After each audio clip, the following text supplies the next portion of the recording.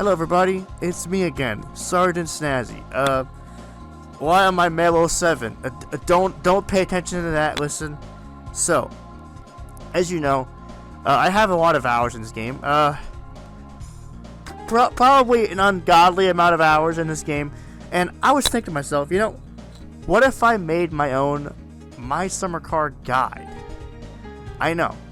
I've always kind of wanted to make one, and I figured maybe you guys would like to see one. So, rather than, making a guide like everybody else and going off the wiki or some other stuff like that, I thought I'd make my own guide based on my personal experiences with the game and all the hours I played the game. So I'll be giving you a step-by-step tutorial of how to play the game from, first starting out in the game to how to make money really fast, how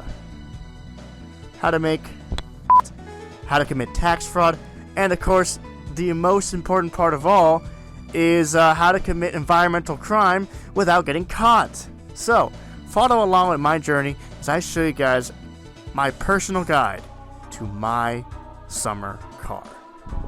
To start any My Summer Car guide, you have to start out from the beginning. There he is. Look at him. Peak male perfection. Of course, I picked out the most suitable name for our character, Mr. Sextips himself. And now, let us begin.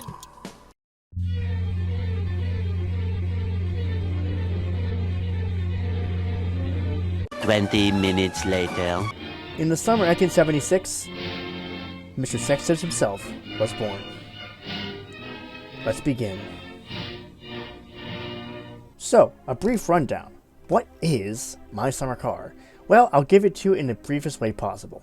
You are an 18-year-old boy living in rural Finland in the mid-90s, which is also during a deep depression.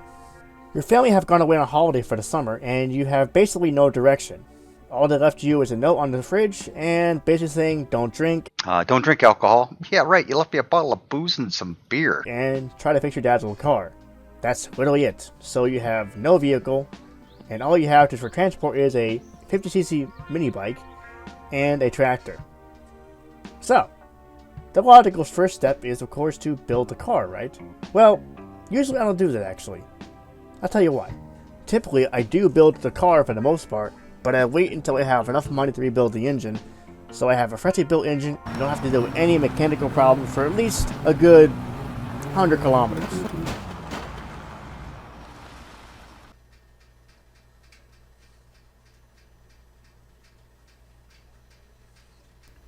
Nice. And since this is my own personal guide, I'm going to try to show you how I earn as much money as quickly as possible to do this, and how I usually start the first couple days in a fresh save of My Summer Car. So when you first spawn in, you have about 3,000 marks, and it's about noontime in the game. The most important thing you should do, first of all, is to grab the old battery from the garage and put it on the charger. Now, it might seem like it's dead, but actually has just enough charge that it can charge back up to about halfway charge. That saves you about 499 marks, I believe, for a new battery.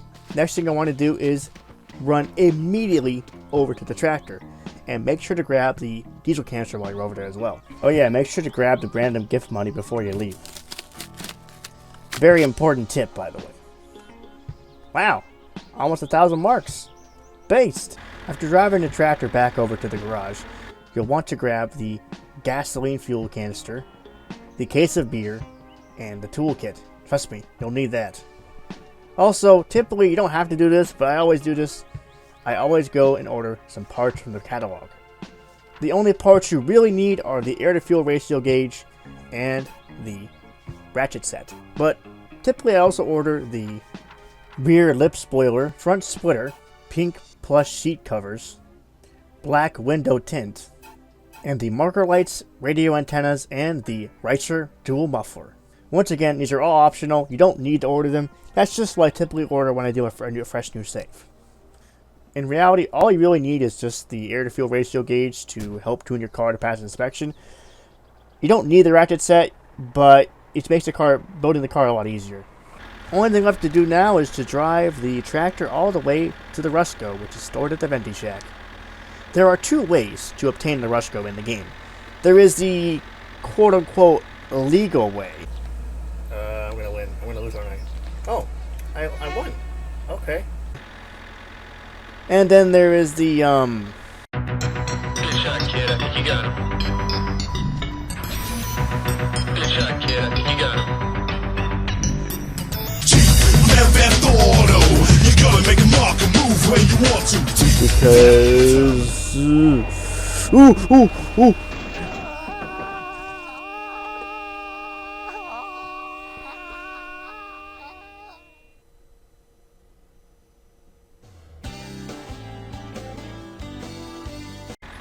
Obviously, for the sake of time, and because of the fact that I don't have a lot of money to try and bet all my life savings to get the car, we're going to do it the quote-unquote illegal way. I mean, it's not like Venti guy gives a shit. Hey, yo, my dude, you mind if I just steal your car? By the way, I'm taking this. I hate that dude. He's creepy as hell. Stealing the Ruscko is a rather simple task. After ever banging the tractor several times down multiple hills,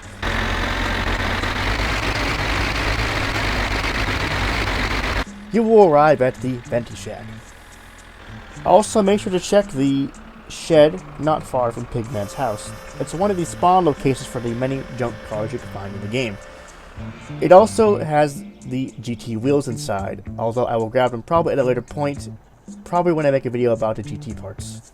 Now, there are currently two ways to kill the wasp nest in the Ruscko. There is the more risky and slightly harder way to do it, which is using a fire extinguisher. As far as I remember, the wasps go to sleep after 8 o'clock or so, I believe.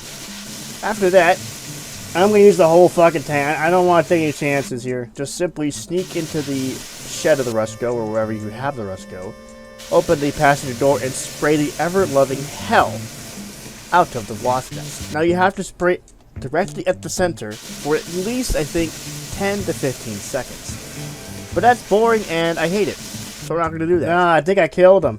I did not kill them.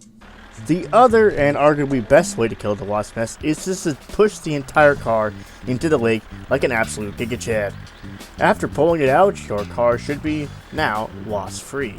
Now the only thing left to do here is to drag the Ruscko all the way back to Tempo's shop to fuel it up and get the hell out of here. If you were lucky enough to make it back to Tempo's shop before you close, then you should take this opportunity to buy the following items: all the bug spray canisters, all the spare fuse boxes, and 4 boxes of batteries. That's 3.5 for the stereo and 1 box for the flashlight. Don't forget to stock up on the sugar and juice bottles for Killdew brewing. I don't typically buy yeast at this time or start brewing anything until I have at least 20 balls, which is about the equivalent of 1 bucket of Killdew. You don't need to buy these, but I recommend buying all the potato chip bags. I typically use these as just on-the-road food since you can no longer carry sausages with you because they will spoil. It's also a good idea to keep your chips in a separate bag as well. The following options from here on are optional: matte black paint for the steel wheels, fire extinguisher, and the Soumi dash cover. Don't forget to buy a pack of cigarettes as well. Now with your early game shopping out of the way, the next step is usually fueling up all the vehicles and the Jerrycans. I typically always top off the tractor when I grab the Ruscko, as it's just a good idea. If you ever find yourself in a situation where the shop is now closed because you're here too late, but the pub is open, you can simply hop over his bar, go behind the counter, and turn the pumps back on. Now, technically you are stealing fuel and you will receive a very angry phone call from Tempo later that night. Se on Timo sieltä kaapalta. Sinä saatanan nulikka kävit hakemassa polttoainetta, etkä käynyt maksamassa. Tässä on perkele ihan turha tulla ennen tänne nuomoos näyttämään. Ja vittu, no isäs kanssa juteltaan tässä kyllä, kun se tulloo takaisin, että hyvästi. But as far as I can tell, he doesn't seem to hold it very personally, as he never reported to the police, and as long as you pay it back, he seems pretty cool about it. Now that the Ruscko is full of fuel, we need to head over to our next location, the abandoned mansion. Now, there's a reason why I told you to grab the toolkit, because for some reason the Ruscko is the only vehicle in the game that can be started with a screwdriver. I don't know why, maybe because the car is so old, I'm not really sure. Since the last update with the Ruscko, the car is, to put it lightly, undrivable. It overheats, it has starter issues, and it will not idle properly. But there is a way you can drive it somehow normally without making it overheat as quickly. I think the biggest problem with your average player who drives the Ruscko is he tends to drive it more like the Satsuma, basically full throttle all the time. Now if you have a wheel, this shouldn't be as difficult, and in fact if you have a wheel, it actually makes driving the Ruscko a lot less hard. Now since I do have a wheel, but I choose to play on keyboard and mouse, I have a specific strategy I use to drive the Ruscko that doesn't involve it overheating as quickly.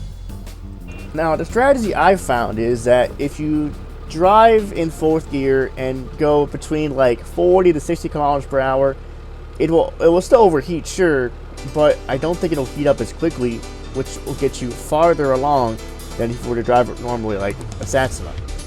I've also discovered that driving on the dirt roads, while a bit more risky, forces you to drive slower, and thusly you'll be able to get farther before the car eventually overheats. It also puts you in less risk to get in trouble with the police, as in the game the Ruscko is not registered or have any safety features, so you would get arrested for having an unregistered vehicle. This can all be fixed with the Ruscko repair mod, but I'm not playing a modded game this time around, and this guide is meant for vanilla game only, after you've arrived at the abandoned mansion.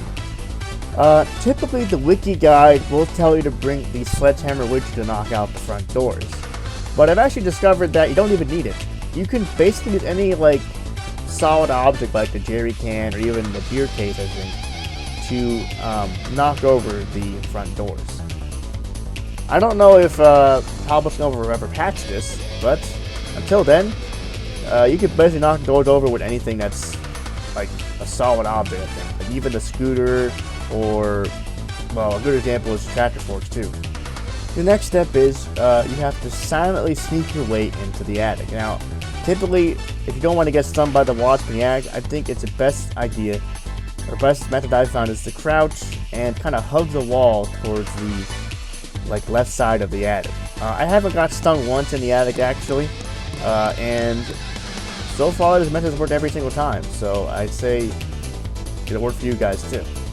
Once you've found the steel wheels, simply just grab them and push them through the tiny window on the right side of the attic. It has no collision, so you can kind of just push them through. And then after that, you can simply just jump out the window. Literally, just jump out of it. Now, the only left to do now is just drive home. As I said before, if you drive between 40 and 50 kph at 4th gear, then you should be able to drive home okay without overheating the engine.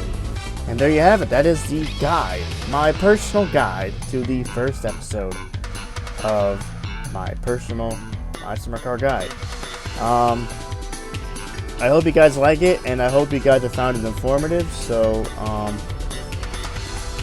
I will definitely make more of these as time goes on. So until next time, I guess I will see you in the next video.